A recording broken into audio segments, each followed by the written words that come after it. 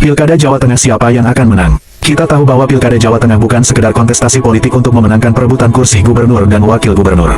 Akan tetapi, merupakan pertarungan sengit antara kekuatan besar yang berjilid-jilid. Dan bukan merupakan siapa yang akan menduduki jabatan gubernur untuk periode selanjutnya. Akan tetapi ini soal harga diri, yang sudah dipertaruhkan sejak lama. Ini juga simbol untuk mengkonfirmasi siapa yang paling kuat dalam dunia politik. Jokowi, sang mantan presiden yang pernah dielu-elukan sebagai simbol rakyat atau PDI Perjuangan yang merupakan partai yang selama ini mengklaim berjuang untuk rakyat dan membela rakyat melalui jargon partainya Wong Cilik yang mampu menguasai panggung politik dengan bendera banteng bermoncong putih. Tetapi mari kita koreksi satu hal sebelum terlalu jauh terlarut dalam narasi para elit. Apakah rakyat Jawa Tengah benar-benar peduli dan sadar dalam berdemokrasi, ataukah justru rakyat Jawa Tengah hanya sebatas simbol pion dalam permainan ego para elit politik yang semakin jauh dari realita kehidupan yang terjadi? Pertanyaannya sangat sederhana, tapi jawabannya tidak sesederhana. Kita mencoba flashback sekilas tentang kontestasi pemilihan presiden dan wakil presiden di tanggal 14 Februari tahun 2024 lalu. Ganjar Pranowo, jagoan PDI Perjuangan, kalah telak di Jawa Tengah, yang diklaim sebagai kandang banteng. Di wilayah daerah yang seharusnya menjadi pilar sekaligus benteng kemenangan mereka justru tersungkur dalam lumbung suara. Hal ini menjadi tolok ukur bahwa Jawa Tengah menjadi sentral dunia perpolitikan di seluruh Indonesia. Kita tahu bahwa Jawa Tengah merupakan simbol miniaturnya Indonesia sekaligus kiblatnya politik di negeri ini.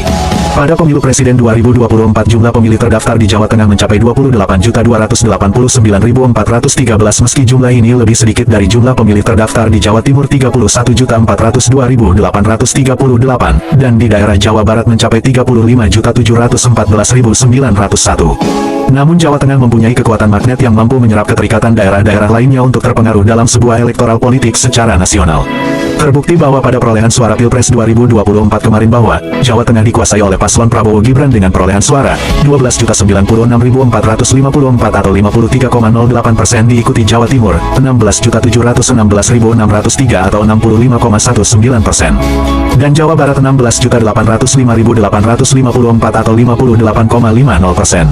Perolehan suara di daerah-daerah lain pun juga mengikuti dengan varian perolehan suara yang tidak jauh di persentase yang mendekati. Sehingga tak heran jika suara di Jawa Tengah sangat santer diperebutkan oleh para elit politik dalam sebuah kontestasi pesta demokrasi. Pertarungan kontestasi Pilkada Jawa Tengah yang kini banyak orang menyebut bahwa ini sebuah pertarungan antara sang mantan RI Jokowi dengan PDI Perjuangan Jilid 2. Yang mana pada kontestasi pemilihan presiden kemarin jagoan PDI Perjuangan ditekuk telak di kandang banteng. Ironisnya, bahwa pada pemilu 2024 kemarin bahwa PDI Perjuangan memperoleh suara unggul di Jawa Tengah yakni 5.270.261 namun perolehan suara pemilihan presiden hanya memperoleh 7.827.335 suara. Hal ini berbanding terbalik dengan perolehan suara parpolnya. Artinya bahwa terjadi kebocoran hampir 2 juta loyalis PDIP yang hanya menyukai parpolnya, namun tidak dengan figur calon presiden yang diusungnya. Jokowi, yang dulu dilahirkan dalam karir politiknya menjadi petugas partai PDI Perjuangan, kini berdiri berada dalam seberang pertempuran politik. Membangun kekuatan sendiri, bahkan tokoh-tokoh yang menjadi figur calon kepala daerah di berbagai wilayah daerah pun tak sungkan sowan datang menemui Jokowi untuk meminta restu dan dukungannya. Tak terkecuali calon gubernur dan wakil gubernur Jawa Tengah Ahmad Lutfi dan Gus Yassin, juga terlihat sowan di kediaman Jokowi di Solo, seolah meminta restu kepada sang raja tanpa mahkota. Di sini bisa kita lihat bahwa sang mantan presiden masih mempunyai kekuatan magnet dalam perpolitikan negeri ini. Meski sang raja tanpa mahkota, tanpa istana ini sudah tidak memiliki kewenangan apapun dalam kebijakan pemerintahan. Jokowi memang terlahir di Solo, Jawa Tengah. PDI Perjuangan pun di Jawa Tengah merupakan lumbung dan kandang bantengnya. Siapa yang kuat dalam pertarungan politik saat ini? Apakah Jokowi akan kembali memenangkan pertarungan ini? Ataukah justru PDI Perjuangan yang akan membuktikan bahwa partainya tak butuh lagi seorang Jokowi untuk pertahanan politiknya? Pilkada Jawa Tengah kali ini bukan lagi simbol pesta demokrasi, tapi lebih dalam medan pertempuran politik, kepentingan, ego, dan pembuktian dalam kekuasaan. Dalam situasi ini timbul pertanyaan besar, apakah rakyat akan diuntungkan, ataukah rakyat justru menjadi alat legitimasi ambisi para elit dalam birahi politiknya? Jawa Tengah kemungkinan akan mengalami suhu politik yang paling panas di antara politik di Indonesia dalam Pilkada serentak 2024. Tapi sebentar dulu, kita cari titik celah yang akan menjadi kemungkinannya. Apakah loyalis PDI Perjuangan di Jawa Tengah masih 100% solid dan tegak lurus pada PDI Perjuangan? Atau dipaksa setia pada keinginan partai karena tidak ada pilihan lain? Di tengah hegemoni partai banteng, muncul sosok yang dulu menjadi figur kebanggaan partai itu sendiri, yaitu tak lain dan tak bukan dia adalah Jokowi. Kini sosok Jokowi yang dulu pernah berpengaruh membawa PDI Perjuangan dalam kemenangan beberapa kali kontestasi, kini Jokowi justru bersiap berdiri menghadang berada dalam seberang pertempuran melawan partainya yang dulu pernah ditunggangi untuk mengantar ke puncak kekuasaan. Tak dapat dipungkiri lagi, hubungan antara Jokowi dan PDI Perjuangan kian hari semakin merenggang. Jika dulu PDI Perjuangan dan Jokowi merupakan dua sisi mata uang, kini sekarang keduanya bagai dua kutub magnet yang saling beda arah dan tolak-menolak. Ironisnya, partai yang dulu pernah membesarkan Jokowi dan sangat mengetahui strategi pertempuran, justru kini harus berhadapan dengan kader dan senjata terbaiknya sendiri dalam pertarungan politik yang sengit. Jokowi yang seorang mantan presiden dicintai sebagian rakyatnya, meski sudah pensiun dan tidak mempunyai kewenangan apapun dalam kekuasaan. Namun magnet politik Jokowi masih sangat kuat. Para elit politik bahkan para pejabat tinggi negara yang masih aktif juga sowan dalam rangka kangen kepemimpinan beliau. Tak heran jikalau Jokowi jalan kemanapun selalu dikerumuni banyak orang yang merupakan rakyat yang mencintainya itu, meski hanya sekedar pengen melihat langsung ataupun foto bareng bersamanya. Bagi kebanyakan orang bahwa Jokowi merupakan sosok pemimpin yang paling dekat dengan rakyatnya. Tapi jangan sampai salah, bahwa kedekatan ini juga bisa jadi senjata politik yang paling ampuh. Di sisi lain bahwa PDI Perjuangan juga berusaha mempertahankan dominasinya di Jawa Tengah. Meski PDI Perjuangan pernah menelan pahitnya kekalahan atas kontestasi Pilpres 2024, yang mana kala itu Ganjar Pranowo sang jagoan PDI Perjuangan kalah telak di kampung halamannya sendiri. Ini menjadi pukulan tajam bagi PDI Perjuangan. Pertanyaannya, apakah PDI Perjuangan masih memiliki daya tarik simpati rakyat Jawa Tengah tanpa Jokowi, ataukah Jokowi lah yang selama ini membawa PDI Perjuangan dalam kemenangannya di Jawa Tengah? Inilah saatnya babak baru politik di Jawa Tengah. Bukan soal siapa yang akan menjadi gubernur Jawa Tengah atau siapa yang memenangkan pertarungan.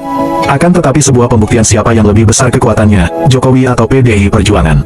Sejak Erianto, mantan jenderal yang dulu disebut kontroversial. Duet ini dianggap impian kemenangan, tapi lagi-lagi hasilnya mengecewakan dikalahkan lawannya yakni SB Budiono yang unggul di 31 wilayah daerah Jawa Tengah, sedangkan Megawati hanya memenangkan 4 wilayah daerah Jawa Tengah. Bahkan secara nasional, Megawati kalah telak dengan SB Budiono. Artinya Jawa Tengah tetap memilih SBY yang dulu menjadi mantan menterinya itu. Seorang mantan militer yang disukai rakyatnya. Jawa Tengah baru kembali menjadi kandang banteng, ketika Jokowi maju dalam kontestasi calon presiden pada 2014 bersama Yusuf Kala dan 2019 bersama Maruf Amin. Jokowi berhasil merebut hati rakyat Jawa Tengah, dan PDI Perjuangan kembali mendulang suara kemenangan. Tetapi mari kita jujur, apakah kemenangan Jokowi di Jawa Tengah merupakan berkat kerja mesin politik partai PDI Perjuangan, atau kan pesona Jokowi yang mampu menarik hati suara rakyat Jawa Tengah? Ini sangat berbanding terbalik pada saat kontestasi Pilpres 2024, yang menjadi pukulan keras bagi PDI Perjuangan. Ganjar Pranowo sang jagoan PDI Perjuangan yang sudah 2 kali memimpin Jawa Tengah harus menerima pahitnya kekalahan di daerah yang merupakan bekas kekuasaannya itu hanya memperoleh suara 7.827.335 atau 34,35%. Bukankah ini menjadi tamparan telak bagi PDI Perjuangan, partai yang selama ini mendominasi Jawa Tengah?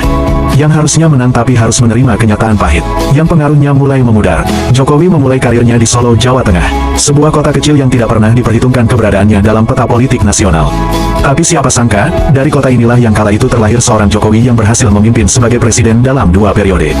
Jokowi memimpin Solo dengan gaya kepemimpinan yang sederhana, merakyat dan jauh dari citra elit, meski sering dituding pencitraan.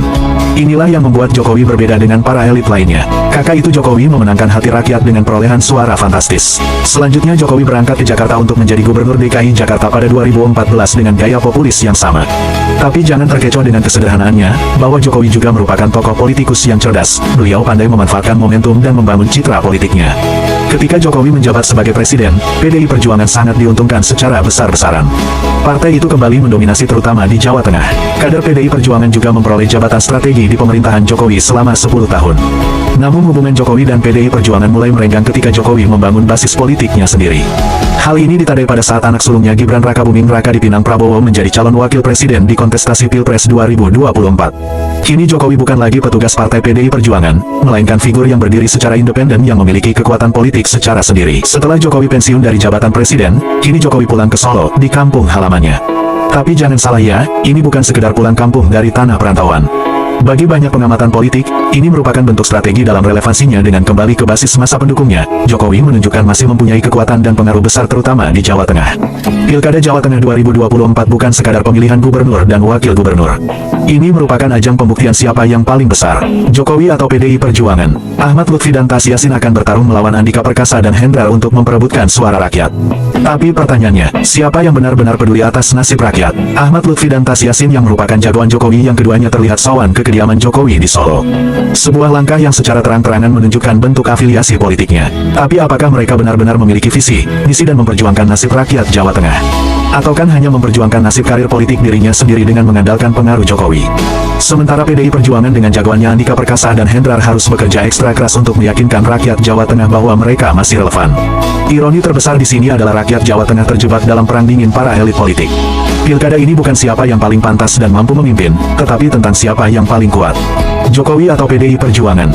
Jokowi adalah fenomena politik, dari seorang pengusaha mebel di Solo, yang menjelma menjadi seorang presiden hingga 10 tahun. Tapi mari kita coba bedah lebih dalam. Apakah Jokowi benar-benar pemimpin yang mencerminkan harapan dan kehendak rakyat? Ataukah Jokowi hanya produk populis yang dibungkus rapi dengan pencitraan? Dalam lingkup Jawa Tengah, peran Jokowi tidak bisa diremehkan. Kota Solo yang merupakan kota asal Jokowi yang menjadi simbol kemenangan Jokowi sejak awal karir politiknya. Dengan perolehan suara yang fantastis di kota Solo, Jokowi membuktikan dirinya bahwa beliau pemimpin yang dicintai rakyatnya. Namun cinta rakyat ini bukan datang tanpa sebab. Jokowi piawai memahami isu-isu lokal, seperti penataan kota dan pembangunan pasar-pasar tradisional, untuk membangun citra dan kepercayaan rakyatnya sebagai pemimpin yang merakyat. Ketika Jokowi menjadi pemimpin nasional, gaya populis ini masih terus melekat di bawahnya. Beliau masih erat dengan gaya belusukannya ke kampung-kampung, pasar-pasar dan tempat-tempat kumuh, ataupun bertemu langsung dengan warga yang mengeluhkan soal pelayanan publik. Media sangat santer dalam meliput momen-momen seperti ini, dan Jokowi tahu persis bagaimana cara mensikapinya. Namun ada ironi di balik gaya kepemimpinan seperti ini. Ganjar Pranowo saat menjabat sebagai Gubernur Jawa Tengah juga melakukan hal yang sama. Tri Risma Maharani juga melakukan hal-hal yang sama pada saat menjabat sebagai Wali Kota Surabaya. Namun gaya belusukan Jokowi lebih santun, tidak arogan. Ketiga sosok pemimpin ini juga sama-sama merupakan produk dari kader Partai PDI Perjuangan, namun beda gaya dan karakter. Pilpres 2014 dan 2019 menunjukkan bahwa betapa solidnya rakyat Jawa Tengah kepada Jokowi. Tapi justru disinilah letak ironisnya. Kemenangan ini lebih mencerminkan Jokowi sebagai individu daripada loyalitas terhadap PDI Perjuangan. Bahkan banyak pengamatan politik bahwa kemenangan PDI Perjuangan di Jawa Tengah selama era Jokowi sebenarnya dipengaruhi oleh popularitas Jokowi, bukan kekuatan partai itu sendiri. Apakah pengaruh Jokowi masih relevan setelah beliau tidak lagi menjabat sebagai presiden? Apakah dukungan rakyat Jawa Tengah kepada Jokowi merupakan bentuk kepercayaan sejati? Ataukah hanya bentuk manifestasi politik yang disematkan pada Jokowi yang dianggap figur pemimpin yang lebih baik dari elit lainnya? Itu tergantung siapa yang menilainya. PDI Perjuangan sering disebut partai rakyat, partai wong cilik, partai yang mewakili rakyat tertindas. Apakah klaim ini masih relevan dengan realita yang terjadi? Apakah PDI Perjuangan benar-benar mewakili rakyat, membela rakyat? Ataukah justru menjadi bagian oligarki yang selama ini hanya memperjuangkan kepentingan elit, dengan berkedok atas nama rakyat? Sejarah membuktikan bahwa PDI Perjuangan selalu memenangkan kontestasi di Jawa Tengah. Namun kemenangan itu selalu didasarkan pada loyalitas tradisional daripada evaluasi rasional terhadap kinerja partai dan elit partai PDI Perjuangan. Ini menjadi sumber masalah yang serius, ketika rakyat memilih bukan karena visi atau program, melainkan karena ikatan emosional, maka demokrasi yang sehat tidak akan tercipta. Ironi terbesar terjadi pada kontestasi Pilpres 2024 di Jawa Tengah. Ganjar Pranowo kalah telak di basis kandang banteng kala itu. Apakah ini pertanda bahwa rakyat mulai lelah terhadap PDI Perjuangan? Ataukah justru ini kegagalan PDI Perjuangan dalam memahami aspirasi rakyat Jawa Tengah? PDI Perjuangan juga sering dikritik karena terlalu mengandalkan dan mengagungkan figur ketua umum partai yakni Megawati Soekarno Putri. Dalam setiap pengambilan keputusan strategi tampak sering didasarkan atas kehendak ketua umum Megawati, ketimbang musyawarah internal partai meski dengan alasan pertimbangan hak prerogatif ketua umum. Bahkan pada saat pencalonan Ganjar Pranowo sebagai calon presiden 2024 merupakan atas perintah ibu ketua umum, bukan hasil dari demokratis di internal partai. Sebagai cerminan partai berbasis demokrasi, seharusnya PDI Perjuangan memberikan contoh kepada rakyat untuk demokrasi dalam pengambilan keputusan. Tapi apa yang terjadi? Justru malah sebaliknya. PDI Perjuangan sering terjebak dalam pusaran politik dinasti. Dengan nama-nama besar seperti Megawati, Puan Maharani dan kader elit lain yang dekat dengan lingkaran elit petinggi partai. Di sisi lain PDI Perjuangan juga tidak kebal terhadap hukum yang menjerat para kader yang terlibat kasus korupsi. Beberapa kader dan bahkan kepala daerah di Jawa Tengah yang terseret dalam kasus korupsi yang mencoreng nama partainya. Hal ini muncul pertanyaan besar, apakah PDI Perjuangan masih layak disebut partai rakyat, partai wong cilik? Ataukah PDI Perjuangan layak disebut partai yang korup dan jauh dari cerminan aspirasi wong cilik? Perang politik antara Jokowi dan PDI Perjuangan di Pilkada Jawa Tengah adalah sebuah ironi besar. Di satu sisi keduanya mengklaim berjuang untuk rakyat. Jokowi yang erat dengan gaya kepemimpinannya yang populis, dan PDI Perjuangan dengan klaimnya sebagai partainya wong cilik. Namun jika jujur, ini memang benar-benar tentang kepentingan rakyat, atau tentang kepentingan elit politik yang mengedepankan ego untuk saling berebut pengaruh. Pilkada 2024, ini seharusnya menjadi momentum untuk mencari pemimpin yang mampu membawa perubahan yang nyata di Jawa Tengah. Namun yang terjadi justru sebaliknya. Fokus pertempuran politik justru yang mana yang paling besar pengaruhnya terhadap rakyat. Jokowi atau PDI Perjuangan. Rakyat hanya sebagai penonton drama politik yang diskenariokan oleh Jokowi dan PDI Perjuangan. Ironi terbesar dalam hal ini bahwa rakyat Jawa Tengah yang seharusnya menjadi pusat perhatian, justru terpinggirkan. Dalam pertempuran kontestasi seperti ini, seringkali suara rakyat menjadi alat legitimasi ambisi terhadap kekuasaan oleh para elit politik. Apakah rakyat Jawa Tengah akan selalu terjebak dalam lingkaran politik ini? Ataukah rakyat Jawa Tengah akan bangkit, menuntut pemimpin yang benar-benar memperjuangkan aspirasi rakyatnya? Di balik pertanyaan ini ada yang jauh lebih penting. Siapa yang peduli terhadap rakyat? Jawa Tengah yang selama ini menjadi basis kekuatan PDI Perjuangan kini menghadapi perubahan besar. Kekalahan Ganjar Pranowo di Pilpres 2024 menunjukkan bahwa loyalitas rakyat sudah tidak bisa lagi dipastikan. Di sisi lain, pengaruh Jokowi yang sangat besar tidak selamanya menjadi jaminan atas kemenangan. Pilkada Jawa Tengah 2024 ini akan menjadi ujian yang nyata, bukan hanya terhadap PDI Perjuangan ataupun Jokowi, akan tetapi juga untuk rakyat Jawa Tengah. Apakah mereka akan memilih pemimpin dengan berdasarkan visi dan program, ataukah mereka akan kembali terjebak dalam permainan elit politik? Pada akhirnya, masa depan Jawa Tengah maupun masa depan Indonesia akan ditentukan oleh rakyat. Jika rakyat terus diam, maka drama politik seperti akan terus berulang. Tapi bila rakyat bangkit, mungkin perubahan sejati akan terjadi. Dengan kata lain, bahwa Pilkada Jawa Tengah 2024 bukan tentang Jokowi dan PDI Perjuangan, tetapi tentang masa depan Jawa Tengah dan juga masa depan bangsa Indonesia. Dengan demikian, Pilkada Jawa Tengah 2024 bukan hanya sekedar pesta demokrasi yang rutin terselenggara 5 tahunan, akan tetapi ini merupakan cerminan absurditas politik kita, perang ego antara Jokowi dan PDI Perjuangan. Dua kekuatan besar yang dulu jalan beriringan, kini berseberangan dan saling sikut, demi mempertahankan siapa yang paling berpengaruh. Mari kita perjelas satu hal, semua ini bukan tentang rakyat. Jokowi dengan segala citra kesederhanaannya, telah membangun imperium politiknya sendiri, namun apa bedanya beliau dengan elit lainnya jika ujung-ujungnya menciptakan loyalitas baru yang berpusat pada dirinya? Sepanjang reputasi politiknya dipertaruhkan pada kepentingan rakyat sih, tidak menjadi masalah. Berarti ada keberpihakan pada rakyat dan menguntungkan rakyat. Sementara itu PDI Perjuangan, partai yang selama ini mempresentasikan wong cilik yang semakin terjebak dalam politik dinasti dan intrik kekuasaan. Mereka bersikeras dalam mempertahankan pengaruhnya di Jawa Tengah. Meski jelas bahwa rakyat mulai muak dalam retorika lama yang tak lagi relevan. Lalu di mana suara rakyat diposisikan? Ataukah mereka diperhitungkan? Ataukah justru mereka hanya diperalat dalam melegitimasi politik elit? Jawa Tengah, yang sejak dulu diklaim sebagai kandang banteng, kini menjadi simbol ironi demokrasi kita. Rakyat terus dimobilisasi, sementara kebutuhan mereka diabaikan. Inilah klimaksnya, Pilkada 2024. Di Jawa Tengah bukan tentang siapa yang akan menang, tetapi siapa yang kelak akan mengakui tentang kegagalan sistem ini. Jika Jokowi dan PDI Perjuangan terus berseteru tanpa arah, maka kemenangan hanyalah formalitas. Rakyat Jawa Tengah tidak butuh pertarungan ego. Mereka butuh pemimpin yang mengutamakan kepentingan aspirasi rakyat, bukan kepentingan politik. Dan jika rakyat tetap diam dan menerima nasib sebagai figuran dalam drama ini, maka jangan harap ada perubahan. Bertahun-tahun Jawa Tengah dalam pusaran kekuasaan banteng tanpa ada perubahan yang signifikan. Demokrasi tanpa kesadaran hanyalah topeng, sedang politik tanpa keberpihakan adalah panggung sandiwara. Jawa Tengah saatnya memilih, bukan hanya siapa gubernurmu, tetapi juga masa depanmu. Waktunya bukan lagi menjadi penonton, tetapi mulailah menjadi penentu. Karena pemimpin sejatinya bukan siapa yang menang di bilik suara, tetapi siapa yang bertahan di hati rakyat.